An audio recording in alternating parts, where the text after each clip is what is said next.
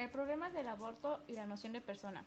El pensamiento cristiano ha regido la prohibición moral del aborto, debido al concepto de santidad que se le da a la vida humana. Incluso se ha llegado a justificar la propia muerte de la madre, si esta es necesaria para salvar la vida del feto. Sin embargo, entre el feto y el neonato no es posible percibir autonomía o autoconciencia. Esto hace que se determine que el feto no está sobre el derecho de vivir y de potencialidad de la madre.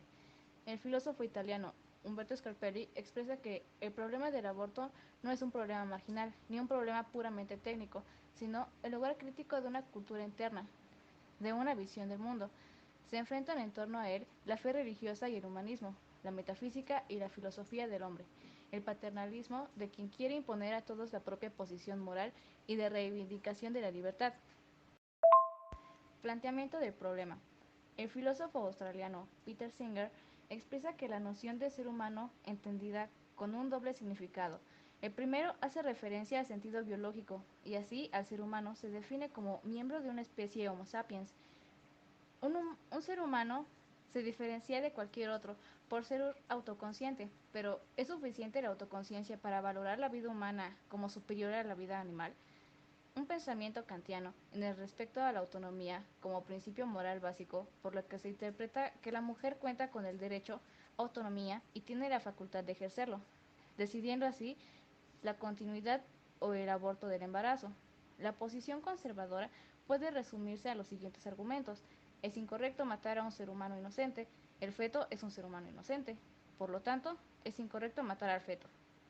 Para el liberal, el hecho de que el feto sea totalmente dependiente de la madre para sobrevivir significa que no tiene una independencia en sus deseos de lo que le da el derecho de vivir. Para Singer, no hay argumento liberal válido para marcar una línea divisoria entre el cigoto y el bebé.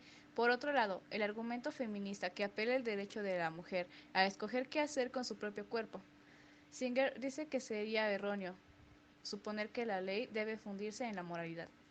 Propuestas cristianas. Según Boecio, la persona se define como una sustancia individual de naturaleza racional.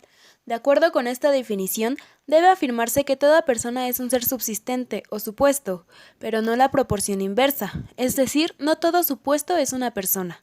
Para que lo sea, se requiere que el supuesto posea una existencia racional. Según la postura teísta, el alma racional se une al cuerpo, como la forma de la materia. Esto significa que el ejercicio de sus capacidades racionales es posterior a la posesión de éstas.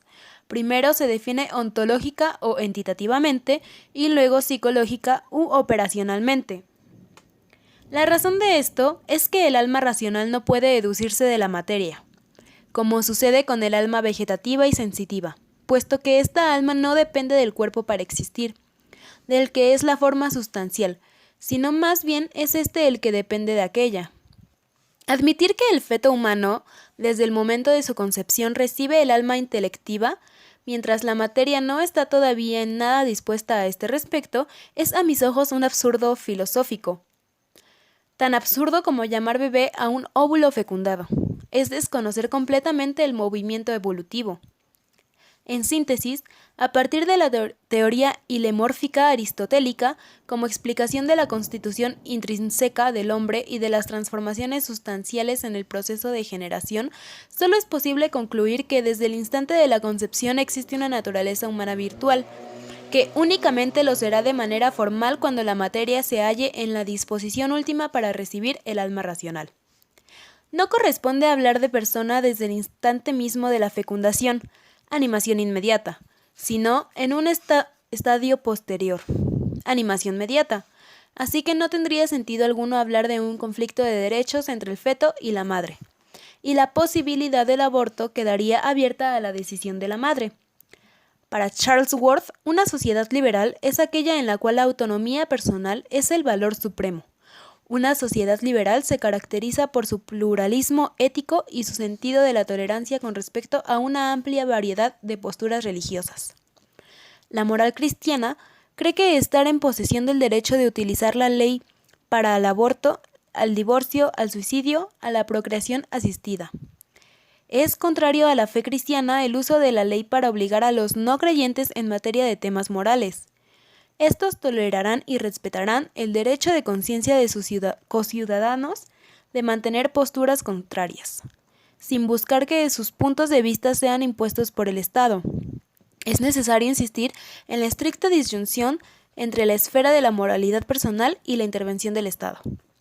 Un buen ejemplo de esto fue la Comisión Wolfenden de 1957, a favor de los derechos de las prostitutas y homosexuales. No es la función de la ley intervenir en la vida privada de los ciudadanos, buscar la implantación de cualquier patrón determinado de conducta. Según Charles Worth, la mujer tiene el control último sobre su cuerpo y los procesos de reproducción se inclina a aceptar este principio. Por otra parte, tenemos los argumentos liberales, los cuales postulan que la única condición para gozar del derecho moral es la de ser un ser humano, por lo que se entiende que el feto, al no ser un ser humano, no puede ser juzgado su aborto de forma moral. Debemos partir del enunciado de los principios morales de los cuales derivan los derechos básicos, para luego definir las propiedades que son necesarias para ejercitar estos derechos. El principio de inviolabilidad se aplica a aquellas personas que son autoconscientes e independientes. El de autonomía solo lo disfrutan aquellos individuos que pueden elegir y materializar los diversos planes a futuro. El hedonista beneficia a los individuos que pueden sentir placer y dolor, y el de la dignidad es disfrutado por las personas que son capaces de tomar decisiones y aceptar las consecuencias de sus actos.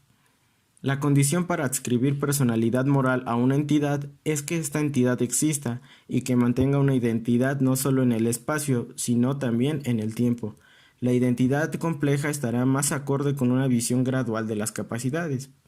Si la mujer resulta embarazada involuntariamente por un acto de violación, no tendría la obligación moral de preservar la vida del feto.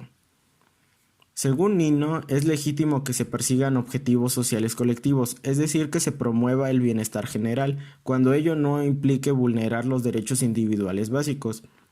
El feto o el embrión no puede tener valor como individuo en los primeros tiempos de la gestación, en que no ha desarrollado suficientemente su sistema nervioso central.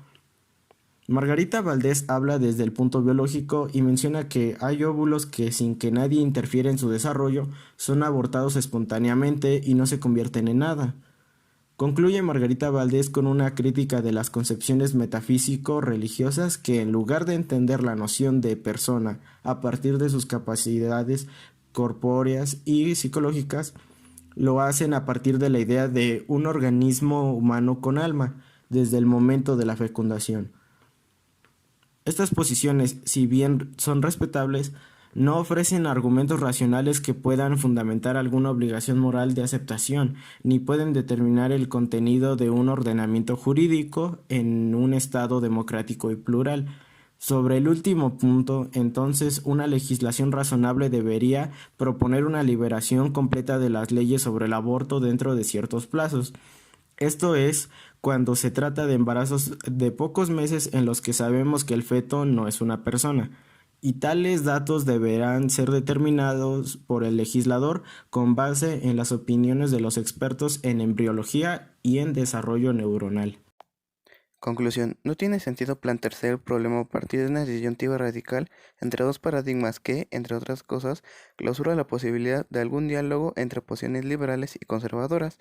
Creo que es un acto apelar a un legislador razonable que, con base en los resultados científicos en una explícita defensa del principio de la autonomía personal, regula en materia de aborto.